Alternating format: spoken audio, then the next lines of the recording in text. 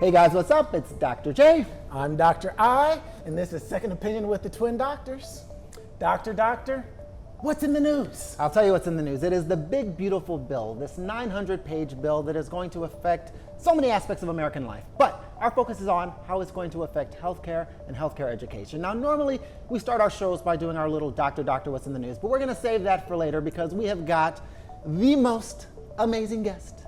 Here, no, not you. Oh, okay. We've got the most amazing guest. We're going to launch right in with her. This is Dr. Monica Sango. Now, today we're going to be talking about misted by that much, the top 5 missed diagnoses in U.S. healthcare. And we have a doctor who knows a thing or two about that, not because she's misdiagnosed, because she is absolutely amazing, but because she is a board-certified emergency room doctor. Not only is she a board-certified emergency room doctor, she is the director of emergency medicine at her hospital in Georgia. And to boot, she is a journalist with quite a few credits to her name. She was even a journalist, she was even a medical contributor for a local Fox affiliate in Georgia. Right, that's right. So she is an amazing guest, and we're super excited to have her. Dr. Casango. Yes. Welcome. Thank you. So good to see you. Thank you so much. So a little background of Dr. Sango, right? We Yes, all went to yes. med school together. Yes, We did. we Like went 5-6 years ago? Maybe Or more maybe- like maybe 20, 20? 25, 25 years ago. So we went to Rush Medical College, the oldest medical college in the state of Illinois, and dare I say, the best medical school on the planet. It produced Absolutely. us three, right? Yes. There you go. All right, so. It's like getting the band back together. Exactly, getting the band back together, exactly. So let's get right into it. So I feel like when people think about medicine, Yes. they think about the ER. Yes. You have shows like The Pit. Yes. You have ER. Yeah. It's all about ER. I even thought I Right. wanted to go into ER because of ER, right? Right. So everybody wants to know what it's like in the ER. Right. So what is the average day like for an ER doc? Okay. So disclaimer, I've never seen any of those shows. Oh, well, So yes, just to be clear. Are you busy? Yes. Right? Okay, Too got it. busy. So the average day actually, so I work in a smaller volume ER, but we're part of a larger system. But average day is actually pretty busy. So I see everything that ranges from, a cold or sinus infection to somebody who's having a heart attack to somebody who has a collapsed lung to somebody who's been in a car accident. So it can start off with a bang, or it can start off with just very chill. I can walk into a room, an emergency room that's, just got some small kids crying, maybe somebody with, a small cut. There's a lot of, where I work is pretty rural, so I see a lot of injuries, a lot of, tractor injuries, farming injuries. I was lots literally of going to say tractor injuries. Lots of farming injuries, things that I wasn't necessarily prepared for. Things with machetes and, table saws. So I see a lot of those kind of injuries. And while you walk in and you think, oh, it's not too busy, the problem is those take a long time to take care of. Yeah. I would imagine a table saw injury would not be quick. Can't just put a little glue on a machete. No, right? no. Or put some, Epsom salt on it. I can't do any of that. You said it so nonchalantly, table saws like. Machete is. Yeah. So it can start off that way, and then it usually progresses from there. So I end up seeing, you can end up in a 12-hour period seeing almost 24 to 30 patients. Oh, wow. Yes. So when we say emergency room, we think of emergencies, right? Yes. Do you feel like most of what you do actually are emergencies? Or are you doing a lot of primary care as well? So that's a great question, because when we started our career, emergency medicine was truly about people coming in for what we would consider the emergencies: heart attacks, strokes, appendicitis, things like that you need emergency at that time. You cannot wait for. I think as we've evolved as a society in terms of our healthcare system, it's sometimes difficult for people to access. Evolved. Well, evolved, or maybe devolved. Yeah, I was gonna or maybe say. devolved. Is that I'm seeing a lot of primary care situations. So I have to be well versed in how to take care of people who are diabetics that cannot get a hold of their insulin. I have to be versed in people who have high blood pressure, who haven't taken their blood pressure medicine in a year. Yeah. So I do end up seeing a lot of things that are what you would consider primary care. Why do you think you're seeing so much primary care in the ER? So I think it's multifactorial. I think that the emergency room at this point is one of the few safety net places that have not been sort of stripped away. Right. I mean, it's the only place, it's one of the few places that you can go where I cannot ask you about any of the issue. I can't, it's not a matter of being able to pay. Like we have to see you. Can't turn them away no matter what. Based off of the EMTALA laws, which there are laws that basically say that everybody that presents themselves to the emergency room You have to take care of them. has to at least be seen and be medically screened, and so they have to be seen by someone. So that's number one. And number two, I just think that we're particularly in some places that are, rural places. It's difficult for folks to access their primary care physicians, and it gets difficult also with transportation. I mean, we're here in Chicago, transportation's not really an issue, but when you go out to places that are further out, not every place is accessible by a train or a bus or a cab or an Uber. And you raise a good point about, So- you can't turn people away based on their ability to pay, right? right. Because there's the EMTALA law, which basically says you've got to treat people. Right. And we were talking Or at before. least stabilize. Or Stabilize. Yes. Yeah, you have to stabilize them, yeah. And when we were talking before the show, you mentioned that, a lot of people come to the ER in part because they have medical debt. Yes. And so they have primary care docs, they maybe haven't paid them. And, Yes, when it's not an emergency setting, you can say, I'm not going to see you because you owe me money. But in the ER, I cannot do that. all right. And I think that everybody knows that they will get, at least with my ethos, is that they know that if they come to see me, they will get the best care that I can give them, despite whatever despite whatever the issues are. Right. I mean, it just doesn't matter. So those are some of the main issues. I mean, and I know that people complain about wait times in the emergency room, but it turns out that sometimes the wait times are less in the emergency department depending on what time you get there. So you could be seen sometimes quicker by me. Right, then you're a primary care doc. Yes. Yeah. Yes. So what are those prime times? If somebody wants to know, what's a good time to come to the ER to see Dr. K? Is it like between 2 and 3 on Tuesdays, or? So it's never on a Monday. That's Never I on can tell you Monday, that. But usually, I mean, if I'm being super general right here because this changes every day. But generally speaking, if you start off in the morning, it's Come folks around are I mean, you come in at 7 o'clock or 6:30 in the morning. Are there people still there? Maybe, but usually you can be seen pretty quickly. But like I said, very general. And it's crazy that it's a Monday, for example, that is the busiest. Because that tells you that a lot of the stuff you're saying is not an emergency, right? Right. Because if they could wait until Monday, That's it right. wasn't an emergency. And so Right. that tells you that a lot of folks are coming in for things that aren't necessarily And emergencies. we even kind of see that in OB. Like OB triage blows up on Sunday night. Sunday night before people have to go to work, they're like, oh, this has been bothering me for a few days. Let me go get it checked out. So it's just it's a thing. See if I can get a note, maybe get another day or two Okay. off, So I don't want to be as cynical as that, but the fact is, people do ask for notes. I mean, they're like asking, I'm here. It's a Monday. I've been seen.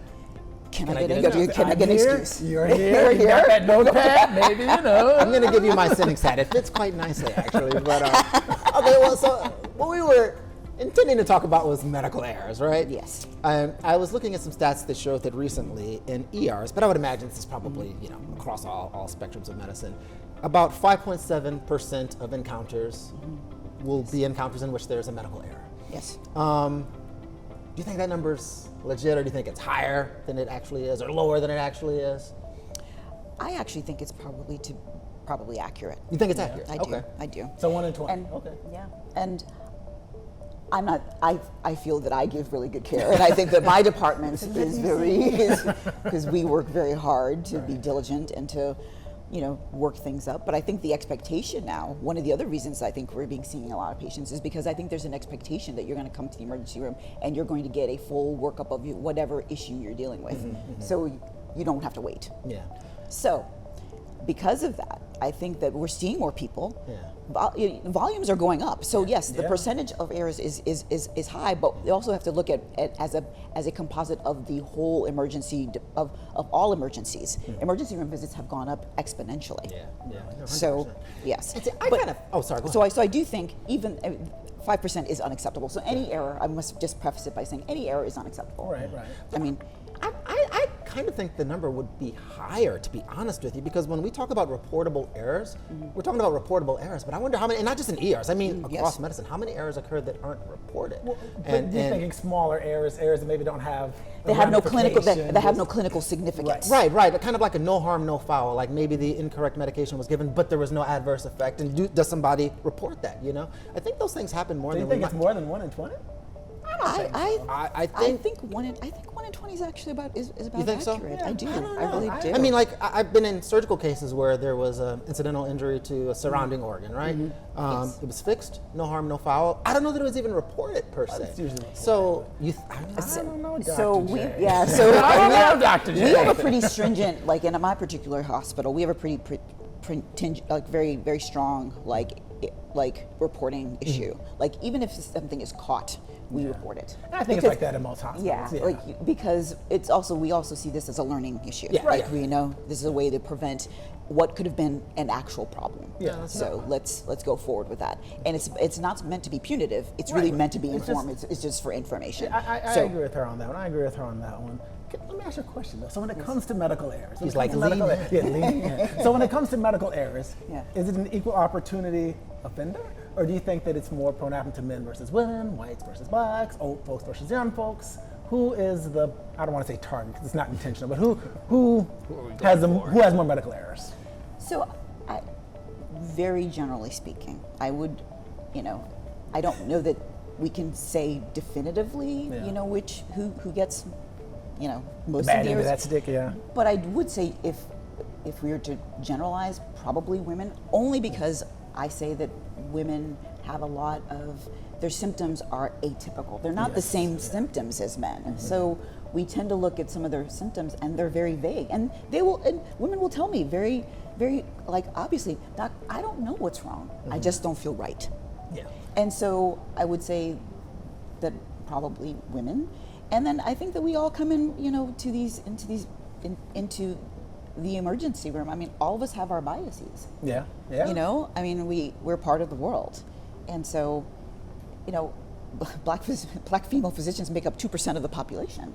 So, of physicians. Yeah. So if we're coming into and seeing all comers, I would say that since we are the very low percentage, I would say that black women tend to be, there's issues with us diagnosing and treating. Even when you Yes. look at like maternal fetal medicine, you know what I'm Yeah, saying? Where yeah, we're talking about morbidity and mortality when it comes to delivering, to having children. There's just a higher incidence. And I think it's not because it's intentional. Right, I it's just just- think we all come in with our own, just whatever our biases are, we bring them to work. I mean, Yeah. we are still human. And it's interesting that And you say that because obviously as OBGYNs, all of our patients are females. And Idris and I will joke about that sometimes where, patients will come in and I'll say, what's going on? And they say, I just don't feel right. But I don't know what's going on. And that's kind of like, as a doctor, you're like, Oh, wait again. you're kind of like, Yes. But I think it's because you have these atypical presentations. And I tell my patients all of the time, the human body only has so many ways to tell you there's a Yes. problem. Right. And so a major problem and a Yeah. minor problem can present very similarly. And I think in women more so. So you're right about Right. that. Very, very simply. And like, I think honestly, I think women tend to be stronger than men. Like men have Well, like, oh I'm God, glad you oh said God, that, you yes. know? Whereas women don't be in pain, like, they don't necessarily endorse as much pain as they're probably having. Right. You know? And and let's be real, women just keep on moving. We keep it moving. Keep it moving. We have things to do. We have stuff to take care of.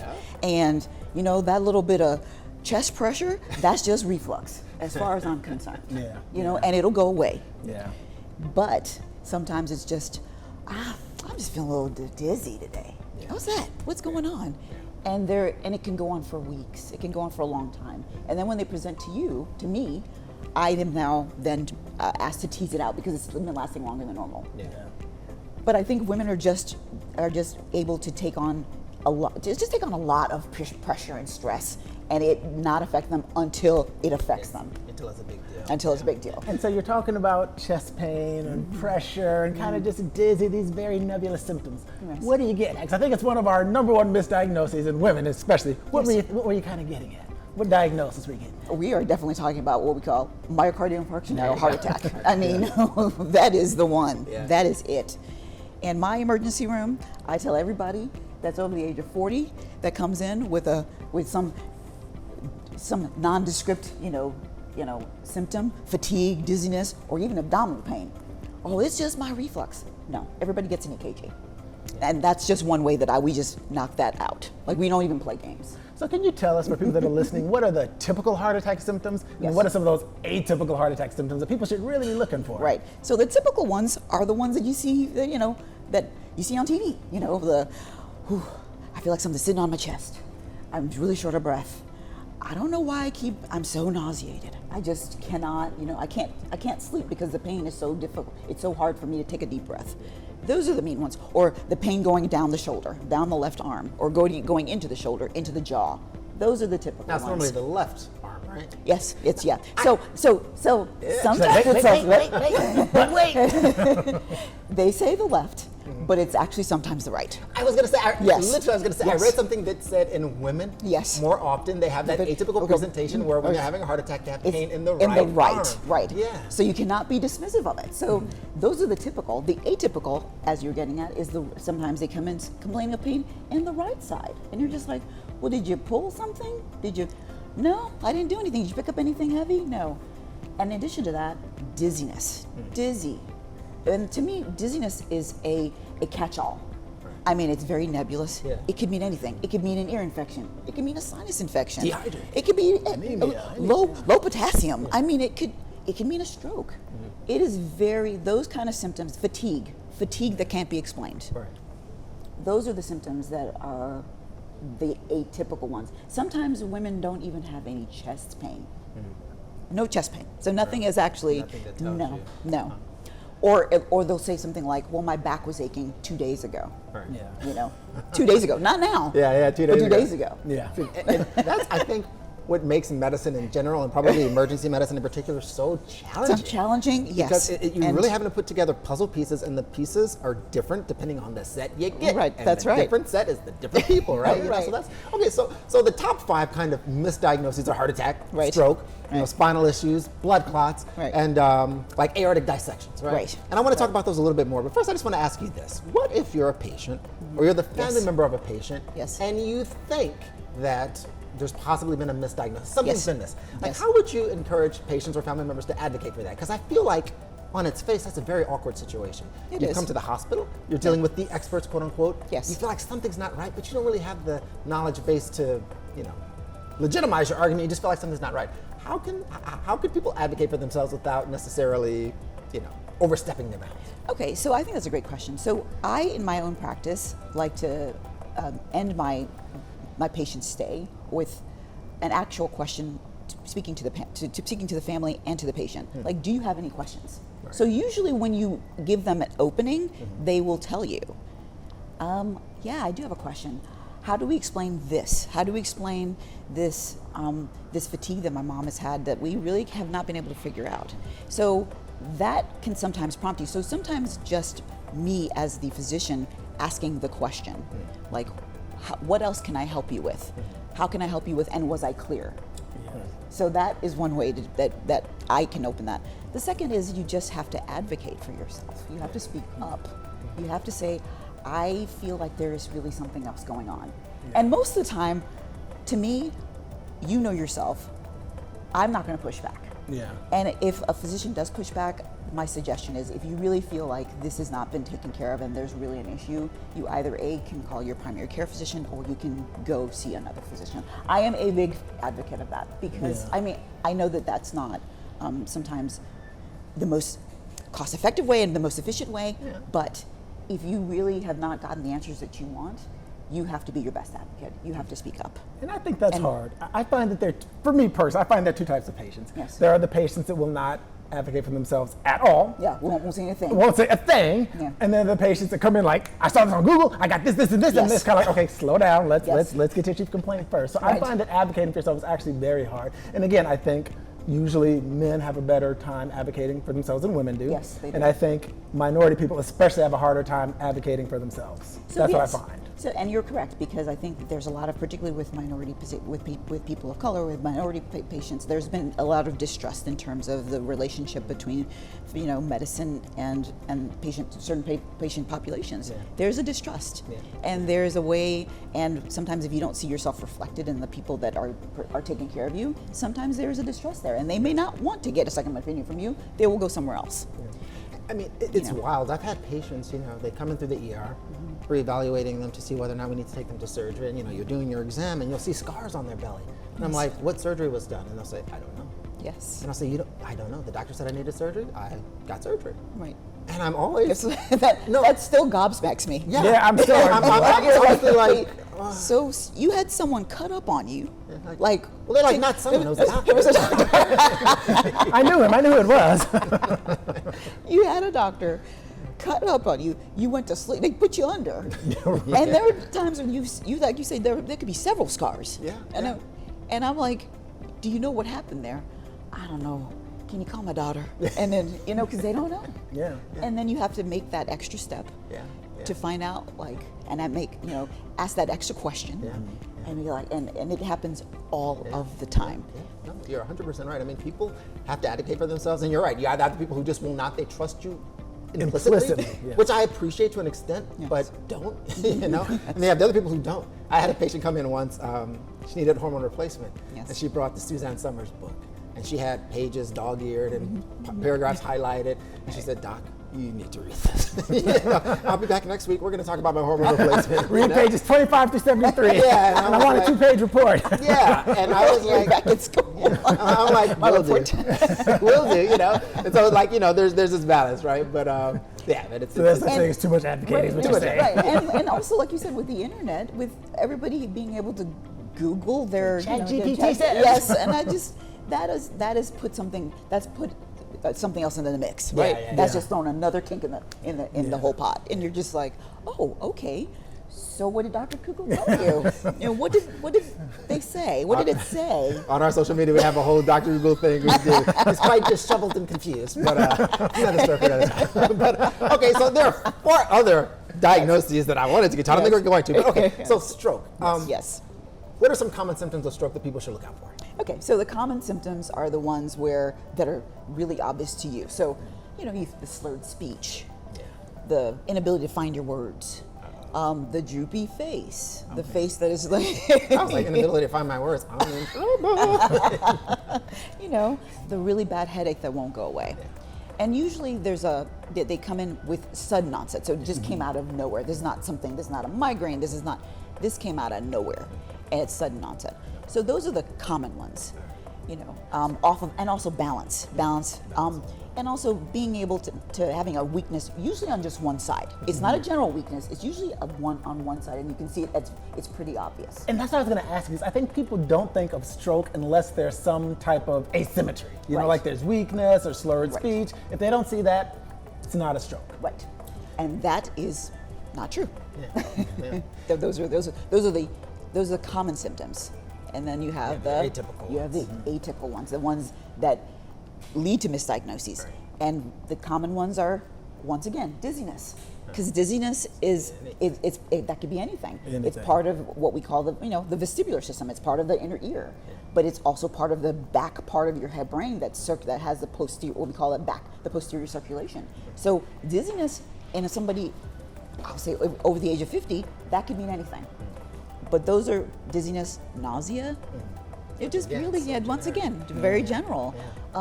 Generally, and fatigue again, just not acting right, not acting right. And so, because I would imagine a patient's not going to come in saying, I'm not acting right. Is that a situation where you see like the husband or the wife or the kid saying like, Mom is off, like something's wrong? Yes. So it's usually like a caregiver. It's usually somebody like a daughter, to be honest with you, that comes in and says, my mom's not acting right.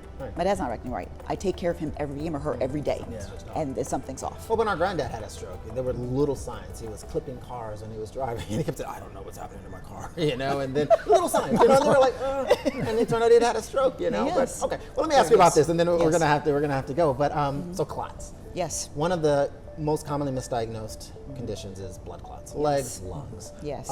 Who's at risk for that, and what should they look out for? Okay. So generally, unfortunately, women are at fairly higher risk than men. And it's the whole estrogen. And it's hormonal related. It's usually women who are also taking birth control or hormone replacement. We're also dealing with people who are dealing with. I'm always a red flag for me is also somebody who has cancer, who's actively having cancer, or who has recently come out of cancer.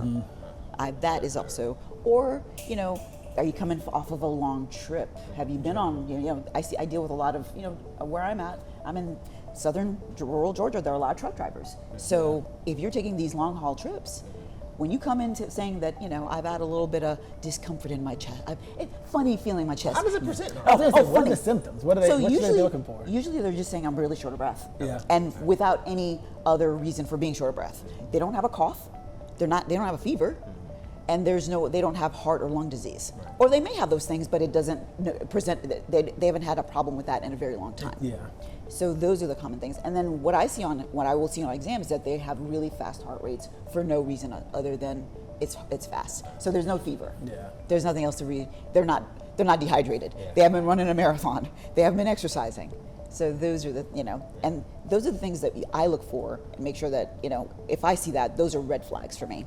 And then I just run the tests that, end up, showing me that. And basically, we've gotten really far in terms of testing. So you can do things like, blood work and then a CAT scan. Those things that can really be done, that can rule those things out, and ultrasounds. Interesting. So, Well, we're going to have to do this again. Like, literally, we're going to have to do this again. I don't know if we're going to have to bring you on Zoom or if you just want to move up to Chicago and hang out with us. I'm ready to go down. Let's go to Georgia. I want to go to Georgia. Let's do this remotely. Road trip. We'll come there with blood clots like Mana. Yeah. I'm a little short of breath and he's dizzy. I'll be like, oh, really?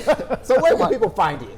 Okay. Any place that they can find you? You do anything like on social media? She's in the ER 24/7. 24/7. I am in the emergency room. I work at Phoebe Worth in Southwest Georgia. Are you on social media? And I am Can they find you? I am on LinkedIn. Okay, all right. So professional. Professional inquiries only. Wait, are you going to stick around with us for this next segment?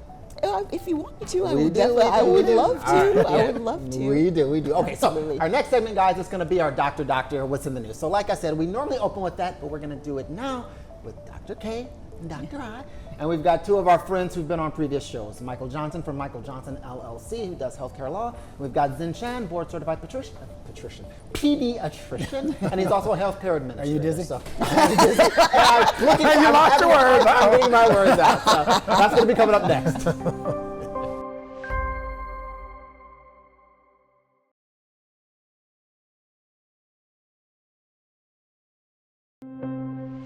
All right, guys, so what's in the news? It's the big, beautiful bill that is in the news. So you guys have probably heard about it. It's nearly 900 pages, and it's going to affect every aspect of American life. But our focus is its effect on healthcare and health education. And to discuss this, we've still got our buddy Dr. K here, and we've got our buddy Dr. Zin Chan. You guys already know him. You've seen him before, but he's a board certified. Okay, I can't find my words again. Seriously, help this man. No, he's a board certified pediatrician and a healthcare administrator, and he's going to help us kind of break this down. So, welcome again. How you guys doing? Good to be here. We're to see you again. We're good. So, Zen, what are your general thoughts about? I know, right? He's like, the general thoughts about the 900-page bill. Thanks for setting me up, man. But what are just your general thoughts about the bill as it might affect healthcare? Sure. Well, the bill, the biggest impact is the near $1 trillion cuts to Medicaid and also some commercial insurance spending over the next decade. And when we think of how necessary Medicaid is to provide that safety net for healthcare in the country, cutting that much money out of that system is going to end up just with a lot of people losing their coverage and losing their ability to get care. Right. That's my just 50-foot, high-level, one-liner view of the situation. Right. And so I just want a cool question. So you mentioned the Medicaid cuts, which a lot of us have heard about, but you said something about commercial insurance spending being cut. Can you tell us a little bit about that? Yeah, there was I don't know the exact precise details, but there's about 150 million, I want to say, that's going to be taken away from provisions to commercial insurance as well. So there's going to be needing some retooling in the different types of risk arrangements and value-based care arrangements and all the fee-for-service payments that are going to be given out to providers, to healthcare organizations from private insurance as well. However, the big impact is going to be from the Medicaid side. And just for people who don't know, Medicaid is basically federally funded medical insurance for underprivileged people. And so when we're talking about there being $1 trillion in Medicaid cuts, and some of the stats say that about 8 million people are probably going to be bounced off of the Medicaid Or rolls. more. Probably more. Yeah. Yes. More. Probably It more. means that there's going to be a lot of folks out there who don't have medical insurance. So it seems like a pretty obvious question, but do you think that this is going to lead to more healthcare discrepancies, or not discrepancies, but disparities? Thank you. Yeah. More healthcare disparities in the U.S. Yeah, oh, absolutely. I mean, we already have such a tremendous level of disparity based on wealth, based on race, based on so many different factors. And of course, when you pull that rug that's holding everybody on from the low-income individuals, from those that are disabled, or maybe from undocumented populations, whatever it is that's been using Medicaid, you're going to see a lot of people lose that healthcare coverage. And that impact sort of has a trickle-down effect, right? Like there's a downstream effect to that. Because if you are not going to have your health insurance anymore, you're probably going to be seeing your primary care doctors less. And what happens if you see your primary care doctors less? I mean, think children. Note, like your vaccination rates go down, your preventative care measures go down for kids who are, suffering from chronic diseases. How are they going to get their care? And the only safety net that still remains, and I heard you guys talk about this before, it's the ER, it's the emergency room. Yep, and so we're going that's to right. see that overcrowding happen even more than it already exists. We're going to see those wait times go up, That's and right. that has an impact, right, continuing downstream on the rest of the community. Because everybody else is trying to go to the ER for your appendicitis, your MIs, your strokes, all these kinds of things. And then you're just going to get a lot of these individuals that are going to the ER for more urgent care, primary care type concerns. And I think one thing that people don't think about as well, so a lot of folks are just going to lose their Medicaid off the bat, right? But then for people that still have their Medicaid, they're going to be these work requirements, right? They're going to have to work 80 hours a week and a month, and 8 hours a week. That's like doctors. They're going to have to work 8 hours a month in some type of meaningful activity, whatever that means. Yeah. But for a lot of folks that have Medicaid, it's not that they're not working, they're working and working a lot. They just don't have insurance. So a lot of people may not be able to do an additional 80 hours of meaningful activity in addition to what they're doing per month. How do you think that's going to affect? Are we going to see even more people bounce off the Medicaid because they get their Medicaid, but then they're not meeting this work requirement? Well, you made the excellent point right there, is that a lot of these individuals are working. It's just, I mean, even the documentation burden, the reporting burden, and it's funny to talk about documentation, not in the sense of like physician charting, but the documentation burden on the general public to report, and they're increasing the reporting frequency from every year to every 6 months. So like to do all of that, to navigate the systems, which those portals are going to be awful to use and are going to shut down all the time.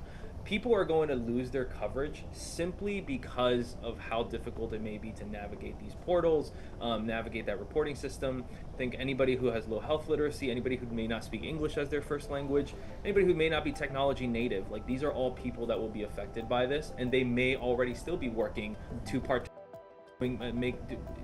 doing more than 80 hours a month of work already. And so, yeah, we'll see more people sort of lose coverage just naturally from there. I want to make the point that I believe in, maybe I might get the year wrong, but 2018, I think like Arkansas tried something out already where they were implementing work requirements, and all they saw were 18,000 people lose their coverage, and there was no bump, no increase in the level of productivity or people working or anything. So it was a failed attempt. And I know other states have tried that as well. Don't know the full scope of the results, but yeah, I just think people are going to lose coverage, and we're not going to be seeing that increased work. And I heard some states that, because it's going to be jurisdiction by jurisdiction, some states may require it monthly. They're saying that some states may require you to do whatever documentation is required monthly. So, Depending on where you're at. yeah. I didn't realize we were reinventing the wheel, so some states have already done this as well, and it's failed. Yes, and I mean, I can speak to that. Like, there are the patients that I see, they're on Medicaid, but they do work. I mean, there are people who have 2 and 3 jobs. They just can't, they don't make enough to, be able to make ends meet. So then we're going to have to have people to making really odd decisions about what they're going to eat and where they're going to get medical care. And the fact is, people who get bumped off of Medicaid are still going to need care. Right. They're just going to come to the emergency room, and they're going to be coming sicker. They're going to be coming with their chronic diseases, but they're going to wait longer. So we're going to actually see a bump in emergency room visits, and also sicker people are going to show up.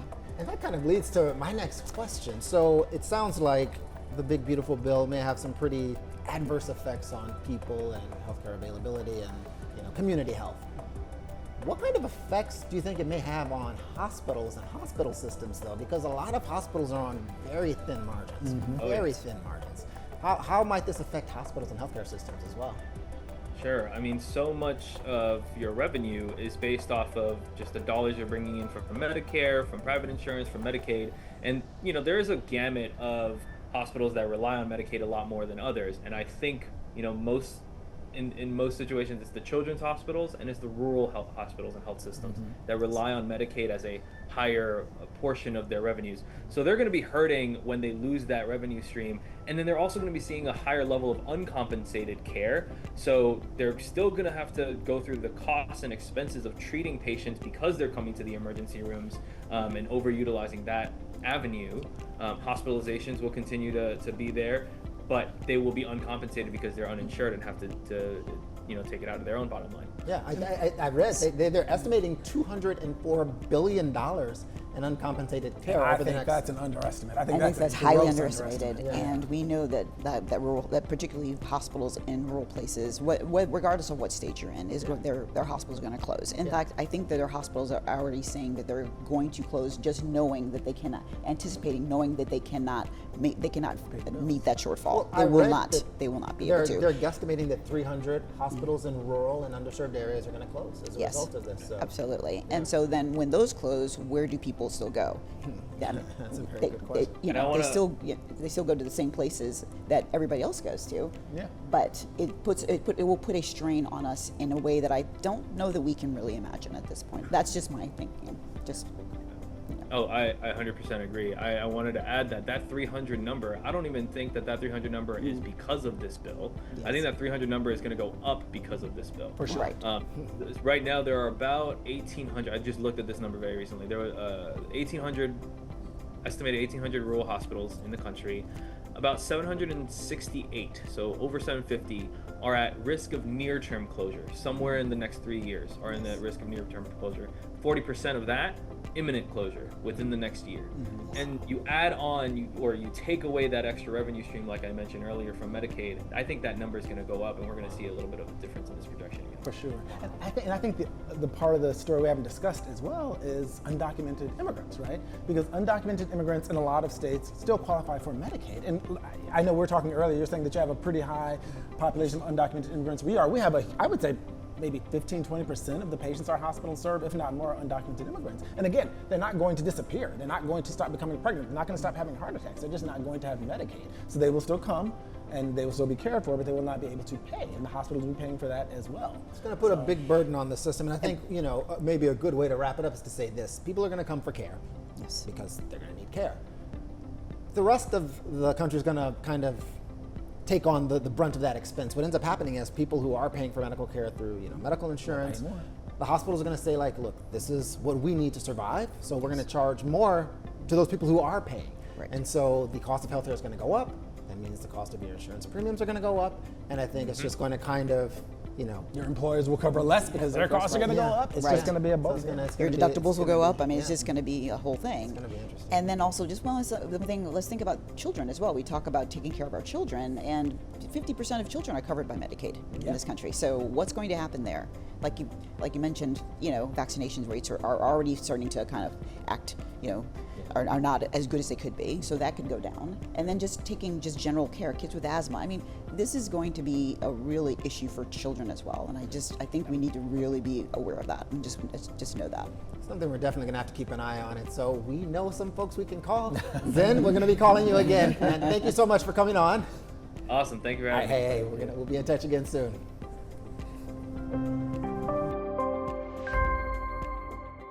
Now we're going to go to our buddy Michael Johnson of Michael Johnson LLC. He is a healthcare attorney. He's also married to a doctor, so he's both a lawyer. Friendly. He's doctor friendly. He's physician adjacent. He's physician adjacent. And we want to get his thoughts on the big, beautiful bill. Oh, and there he is. Hey, Mike, what's going on? Hi, how's it going? It's going, Good, it's how are going, it's you? going. So I don't know if you were able to hear our conversation or not, but I'd like to. Perfect. Okay. I'd like to start just by getting, I'm going to put you on the spot. Your I did 35,000 say- foot yeah. impression. What's your 35,000 foot view of this 900-page bill? No. But as it applies to health and healthcare and potentially healthcare education. Yeah, so there were two kind of big things that affect physicians. My law practice is helping physicians evaluate, negotiate employment contracts. So, like, I'm kind of at the core of how physicians contract for their work and how hospital systems, pay physicians. Two big issues. One is the Medicaid cuts, and then two is the caps on how much federal support will come in for medical education. Yeah. Okay. The amount of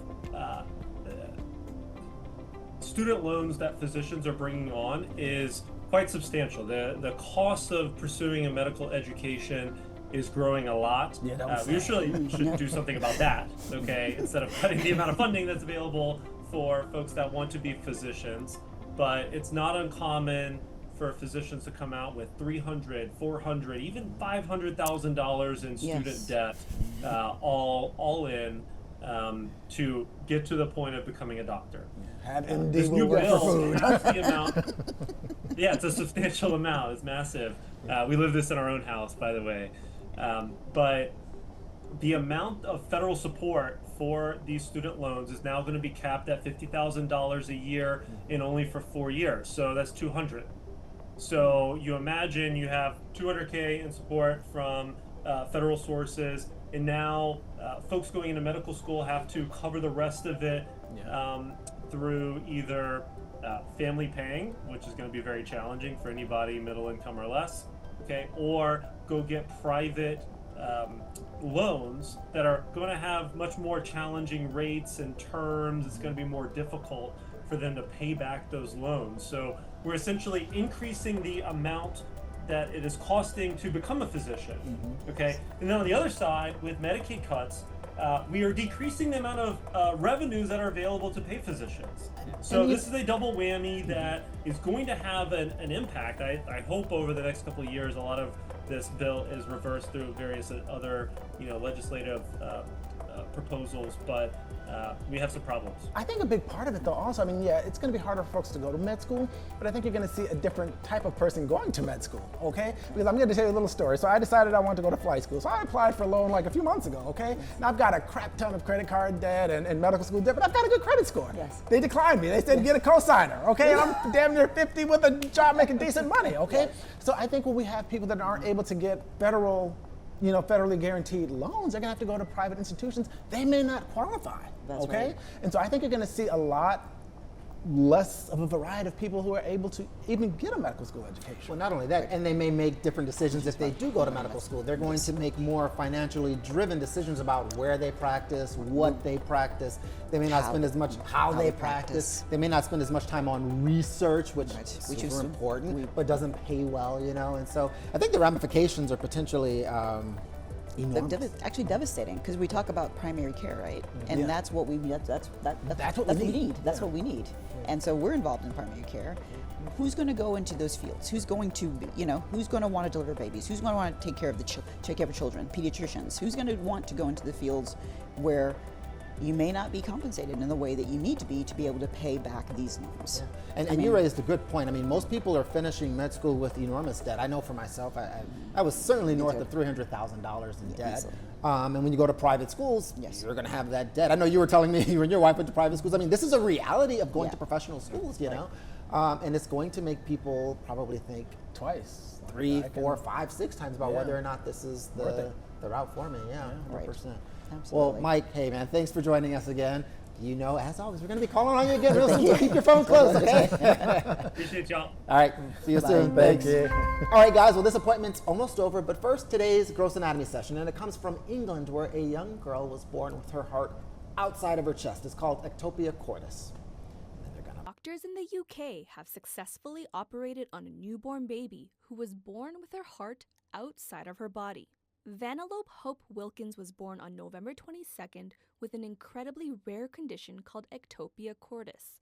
Babies born with the condition have less than a 10% chance of survival and are at risk of a whole host of potential health problems. Early on in the pregnancy, Parents Naomi Finley and Dean Wilkins tested to see whether their child was at risk for 3 severe chromosomal abnormalities. The results showed their baby was at low risk, and they decided to go forward and plan for the surgery to be performed shortly after Vanellope was delivered. Surgeons at Glenfield Hospital in Leicester immediately wrapped the baby in a sterile bag, and at around 1 hour after birth, she was stable enough to undergo the procedure. Using a special splint to open up a chest cavity, doctors repositioned her heart, created space for the organ, and gravity did its job, allowing the heart to sink into her chest over a course of 2 weeks. If you saw when she was first born to where she is now and what they've done, it's Beyond a miracle, isn't it? The surgery was a first for the UK. Thankfully, ectopia cordis is rare. It affects only 0.000006% of babies. But while rare, it's very deadly. Only 10% of babies survive more than a few days after being born with the condition. So, if you guys didn't know, the babies could be born with their hearts literally outside of their chests exposed. Now you know, and that is today's Gross Anatomy. All right, I am Dr. I. I am Dr. J. And this is Dr. K. Now, before you guys head for that waiting room, stop by the receptionist desk, and don't forget to make your next appointment for Second Opinion with the Twin Doctors And Dr. K. See you guys later. Thank you.